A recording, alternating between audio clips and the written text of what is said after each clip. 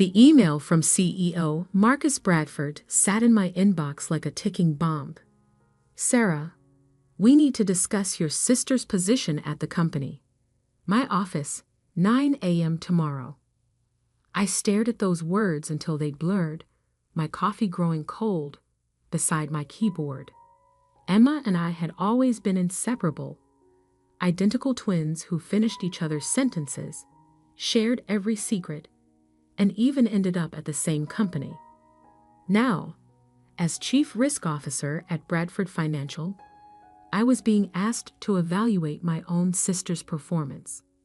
The morning traffic crawled through Manhattan's streets as my mind raced through possibilities. Emma had risen quickly through the trading division, making a name for herself, with consistently high returns. Sure, there had been whispers about her aggressive strategies, but nothing concrete. Nothing that should have caught the CEO's attention. Marcus's corner office commanded a view of Central Park, the autumn leaves creating a canvas of red and gold below. He gestured for me to sit, his expression grave. Sarah, I'll be direct. The board has concerns about Emma's trading activities. The numbers don't add up. We need you to conduct a thorough audit and prepare termination papers if necessary. My throat tightened. Sir, given our relationship, wouldn't another officer be more appropriate? He shook his head. You're the most qualified person in risk management.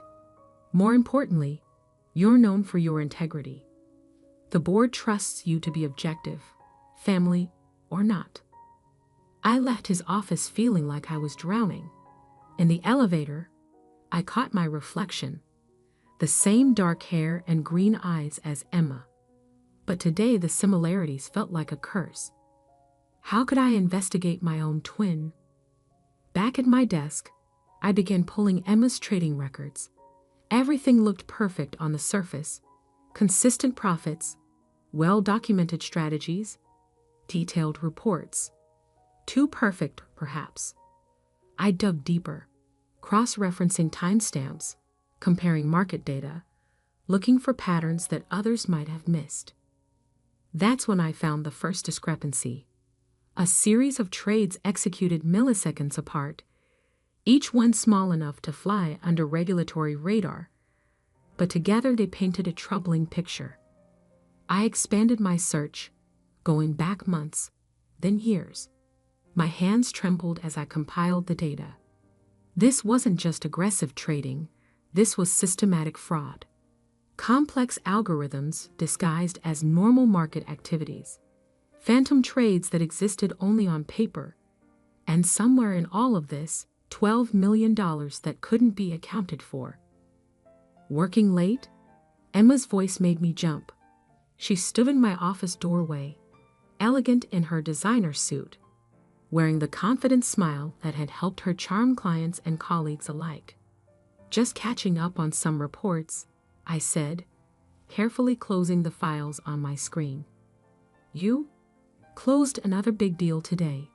She perched on the edge of my desk, just as she used to sit on my bed during our late-night talks growing up. The clients are ecstatic. Marcus will have to consider me for the director position now.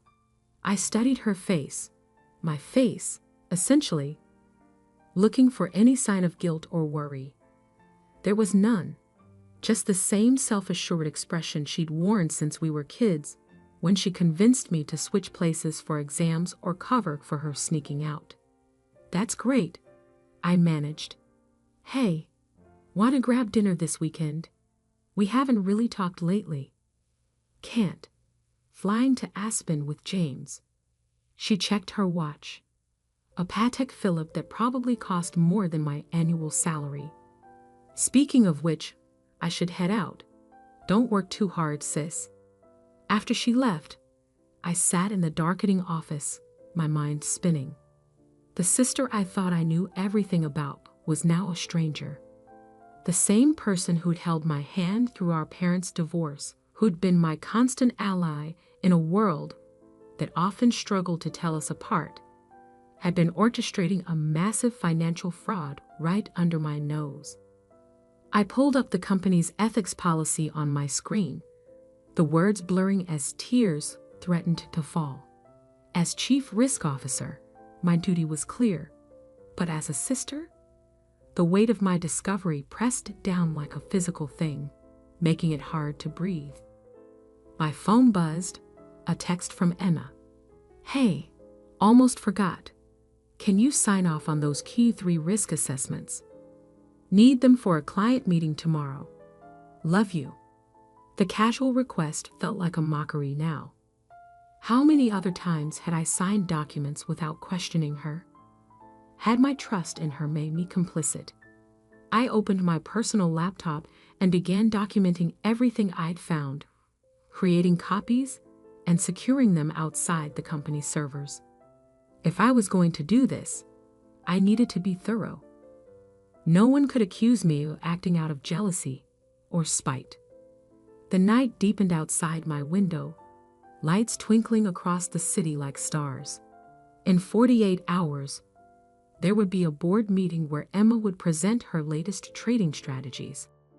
She didn't know that I'd also be presenting, showing exactly how those strategies had been used to perpetrate a massive fraud. My twin sister, my other half, had built her success on lies, and now I had to decide: family loyalty or professional integrity, blood ties or legal obligations. As I gathered my things to leave, a photo on my desk caught my eye. Emma and me at our college graduation, arms around each other, identical smiles beaming at the camera. I turned it face down, unable to bear those smiling faces, and walked out into the night. The next morning, I arrived early, determined to gather final proof before the board meeting. The office was quiet, just cleaning staff and a few early risers. I logged into the system, ready to compile my findings into a presentation. But something was wrong. Files were missing. Trading records I'd flagged were altered. The evidence of fraud was being systematically erased. My heart raced as I checked access logs. Multiple logins from my credentials, times when I knew I hadn't been at my computer. Then I remembered. Emma and I had shared everything growing up, including passwords, a habit we'd never quite broken. She knew. Somehow, she knew I was investigating her. As if summoned by my thoughts, a message popped up on my screen. Storage room. Now, we need to talk. I stood on shaky legs, straightening my jacket like armor. The storage room had been our secret meeting spot since we both started at the company, a place for sisterly gossip and support during tough days. Now it felt like walking into a trap. Emma was already there, her expression unreadable in the dim light. For a moment, we just stared at each other, mirror images caught in an impossible situation. "Why?" I finally asked. "Why did you do it?" She smiled, but it wasn't the warm smile I'd grown up with. This was something colder, more calculated. "Oh, Sarah, always so righteous, so by the book. Did you really think you were the only one who could figure it out?" "I have to report this," I said, my voice stronger than I felt. "You know that." "Do I?" She stepped closer. "Think carefully, sister dear. Your credentials are all over these transactions. Who's going to believe you didn't help me? That you didn't know all along?" The implication hit me like a physical blow. She'd used my trust, my access, my signature to cover her tracks. If this came out, we'd both go down. She must have seen the realization on my face because her expression softened. "It doesn't have to be this way. Help me clean this up, and we both win. The board meeting is tomorrow. One signature from you clearing my trades, and this all goes away." I backed away from her. My twin, my sister, this stranger wearing my face. "You really think I'd help you cover this up?" "Family first," she said, using the words our mother had drilled into us since childhood. We're twins, Sarah. Two halves of the same whole. You really want to destroy that? I turned and walked out, her words following me like shadows. Back at my desk, I stared at my blank screen, mind racing. The evidence was gone, erased or altered beyond recovery. Without proof, it would be my word against hers. And she was right. My credentials were tangled up in everything. Any investigation would implicate me too. But as I sat there, a memory surfaced. Something Grandma had told us when we were little, after catching Emma blaming me for a broken vase. The truth always finds a way out, dear ones. Always. I opened my email and began to type. Mr. Bradford, regarding tomorrow's board meeting. The first rays of dawn were breaking over the city, painting the sky in shades of promise and warning. In a few hours, I would walk into that boardroom and change everything. But first, I had work to do. The morning of the board meeting, I arrived at Bradford Financial 2 hours early. The sky was still dark, the office floors eerily quiet, except for the hum of computers and the occasional cleaning staff member. I had work to do before everyone arrived. Last night, after Emma's threat in the storage room, I'd remembered something crucial. In my first month as Chief Risk Officer, I'd implemented a shadow backup system, a secure, encrypted server that automatically mirrored all trading data. It was a precaution I'd insisted on after a major bank lost millions in a data crash. Emma didn't know about it. Nobody did, except the IT director who'd helped set it up. My hands trembled slightly as I entered the complex series of passwords. If Emma had somehow found this too. But no, the files were there. Every transaction, every altered record, every fraudulent trade, all preserved in their original form. Working early? I jumped at the voice. Marcus Bradford stood in my office doorway, looking impeccable in a charcoal suit despite the early hour. Sir, I need to show you something before the meeting. For the next hour, I walked him through what I'd found. The complex web of fraudulent trades, the manipulated timestamps, the shell companies Emma had created to hide the money trail. His face grew increasingly grave as he studied the evidence. 12 million, he finally said, running a hand through his silver hair. Right under our noses. And you're certain about this? I handed him a USB drive. Everything's here, including proof that my login credentials were used without my knowledge. He pocketed the drive, his expression unreadable. The board meets in an hour. Be ready. By 9, the tension in the boardroom was palpable. 14 people sat around the massive mahogany table, all focused on their tablets where the meeting agenda glowed. Emma sat near the head of the table, looking confident in a navy Armani suit that probably cost more than my monthly salary. When she caught my eye, she gave me a small smile. My stomach churned. Did she really think I would back down? That I would help her cover this up. Marcus called the meeting to order. Before we begin, there's been a development regarding the trading division's performance reports. Emma's smile widened as she reached for her presentation materials. Yes, I have the quarterly numbers right here. Not those reports. Marcus cut in. His voice was steel. Sarah, please proceed. I stood, my legs steadier than I expected. With a click of my remote, the room's screens lit up with transaction records, bank transfers, and damning evidence that I'd reconstructed from the backup server. Over the past 18 months, I began, my voice clear in the hushed room. A sophisticated fraud scheme has been operating within our trading division, using manipulated algorithms and phantom trades Approximately $12 million has been diverted through a network of shell companies. Emma's face went from confident to confused to pale as I continued my presentation. I showed the board everything: the fake trades, the altered timestamps, the money trail that led to offshore accounts. "This is ridiculous," Emma interrupted, standing up so abruptly her chair rolled backward. "These are legitimate trades. Sarah's just jealous because I've outperformed every metric." "Sit down, Miss Sullivan," Marcus ordered. "Your credentials were used to access and alter company records at 3 a.m. this morning. Care to explain that?" Emma's eyes darted to me, a flash of betrayal crossing her face. I was home asleep. Someone must have hacked. "We have security footage," I said quietly, "and the original records from a secure backup server you didn't know about." The color drained from her face.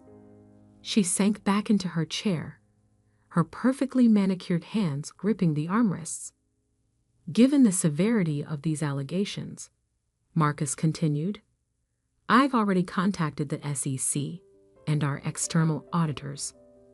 Ms. Sullivan, please surrender your company ID and devices. Security will escort you out." "You can't do this." Emma's voice shook. "Sarah, tell them. Tell them you helped me. Your credentials are all over these trades." I met her desperate gaze. "No, Emma, I didn't help you. You stole my passwords, used my trust, and tried to frame me when you got caught." Two security guards appeared at the boardroom doors. Emma's face contorted with rage as she stood. "Family first, remember?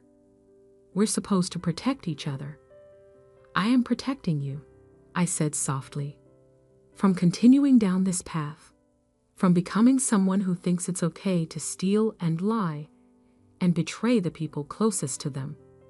She laughed, a harsh sound that didn't match her elegant appearance. "You self-righteous bitch. You really think you're better than me? That you're doing the right thing? Watch your back, sister dear. This isn't over."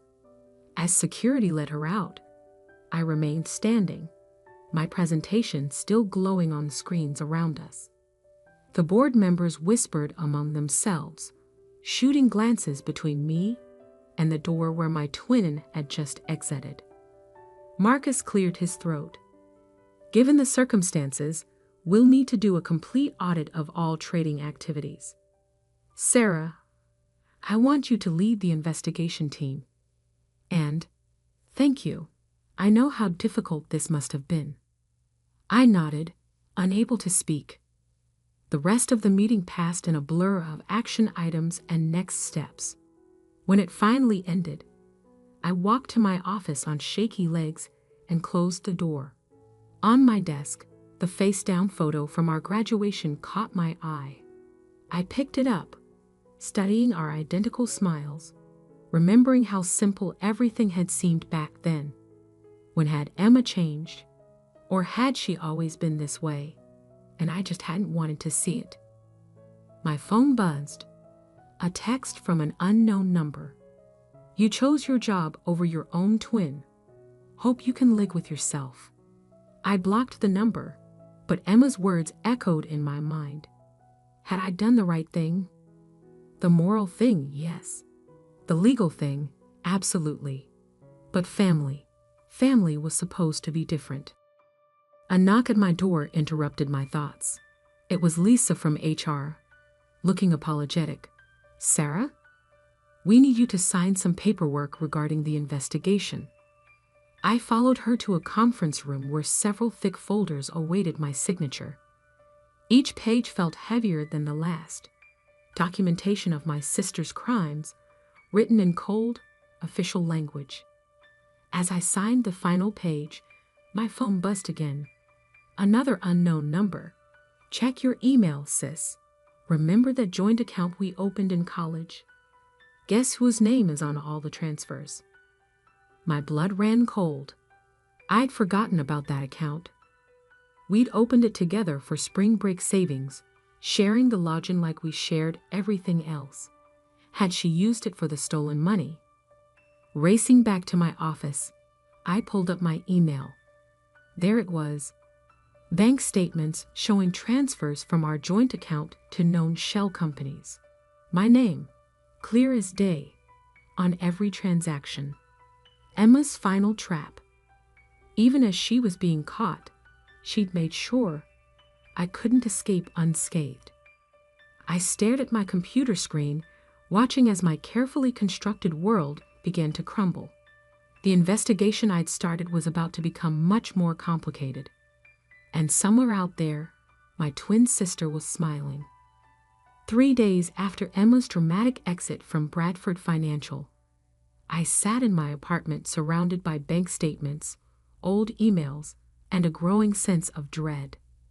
The joint account she'd mentioned wasn't just a spring break savings account anymore. It had become a complex web of transactions that seemed designed to implicate me in her fraud.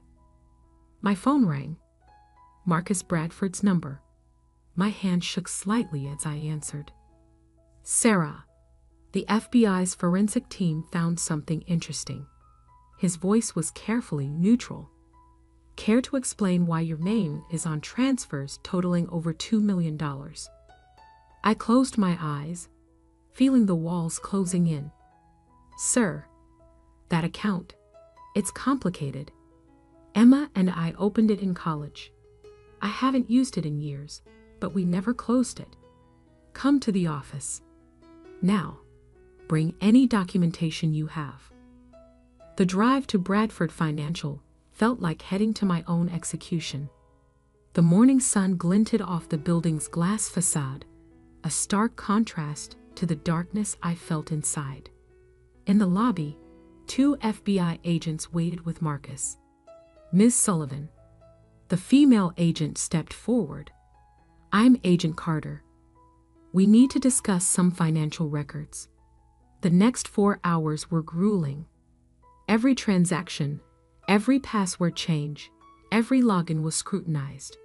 I explained the history of the joint account, provided old emails showing I hadn't accessed it in years, handed over my personal bank statements proving I hadn't received any stolen funds.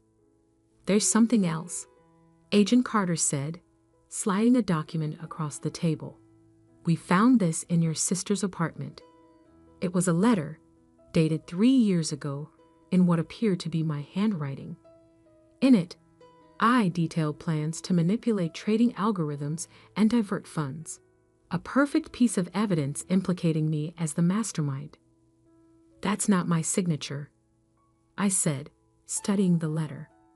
Emma and I used to forge each other's handwriting as kids. We made it into a game, seeing who could do it better. A game that's now being used against you, Marcus observed grimly. Agent Carter leaned forward. Ms. Sullivan, we need you to help us understand your sister's methods. How she thinks, how she plans. You're our best chance at tracking down the missing millions. I looked at the fake letter again, remembering all the times Emma and I had cockered for each other growing up. But this wasn't about switching places for a math test anymore. This was serious fraud, and she tried to drag me down with her. Okay, I said. I'll help. But first, there's something you need to see.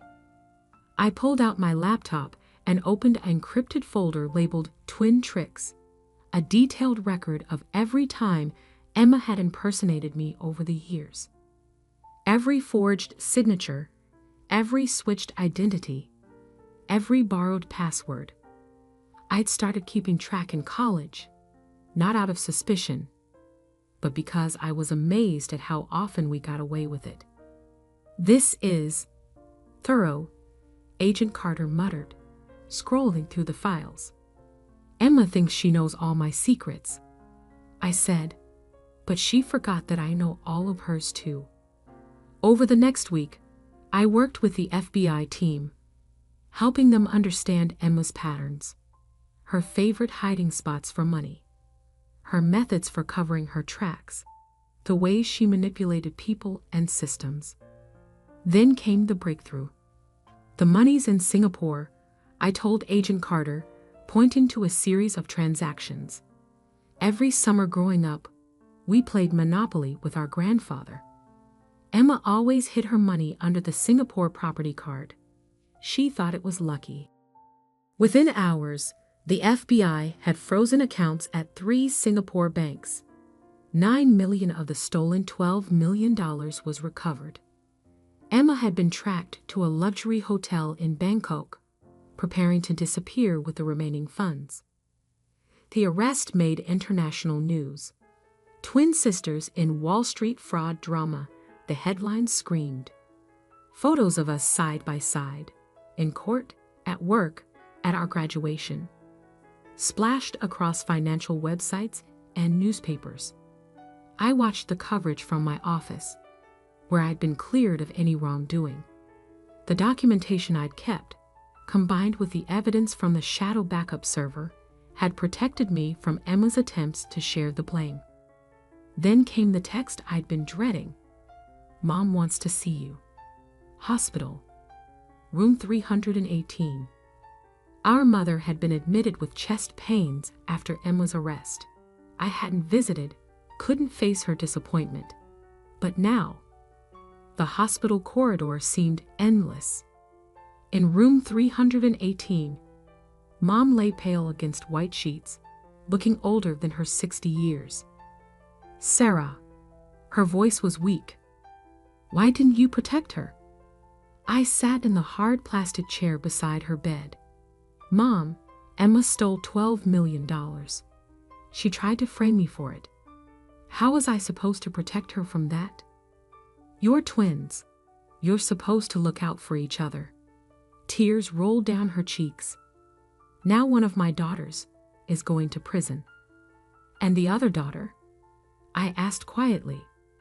The one who did the right thing. What about her? Mom turned her face away. Just go. I stood, my own tears threatening to fall. At the door, I paused. You know what, Mom? Emma chose this path. She chose to steal, to lie, to betray everyone who trusted her, including me, especially me. I didn't put her in prison. She did that to herself. 2 months later, I sat in a federal courthouse, watching as Emma was sentenced to 15 years for fraud and money laundering. She pleaded guilty in exchange for a reduced sentence. When they led her away, she turned to look at me. For a moment, I saw a flicker of the sister I'd grown up with, the other half of my whole. Then her expression hardened, and she was gone. Outside the courthouse, reporters shouted questions. Sarah, how does it feel to send your twin sister to prison? Do you regret turning her in? Will you ever forgive her? I pushed through them to where Marcus waited by a company car. Ready to go back to work? He asked. I nodded. The board had named me head of global risk management, with a mandate to strengthen our fraud prevention systems. My first project? Implementing the shadow backup server across all divisions. That evening, I returned to my apartment and finally unpacked the box of family photos I'd hidden away after Emma's arrest. Each image told a story. Birthdays, holidays, graduations. 2 identical girls growing into 2 very different women. My phone buzzed. A message from an unknown number. My heart stopped until I read it. Ms. Sullivan, this is Agent Carter. Final recovery complete. All stolen funds returned to Bradford Financial. Thought you'd want to know. I picked up the graduation photo I'd kept face down for so long. 2 smiling faces, 2 identical futures full of promise. Emma had chosen her path, and I had chosen mine. Opening my laptop, I began typing my weekly risk management report. Tomorrow, I would walk into Bradford Financial not as Emma's twin, not as the woman who uncovered a massive fraud, but simply as Sarah Sullivan, head of global risk management. And that was enough. My phone buzzed again. Mom, I let it go to voicemail. Some relationships, like some investments, weren't worth the risk anymore. Outside my window, the city lights twinkled like stars, each one a reminder that sometimes the hardest choices are the right ones. I had lost my twin, my mirror image, my other half. But I had kept something more valuable, my integrity. And in the end, that was the only reflection that mattered.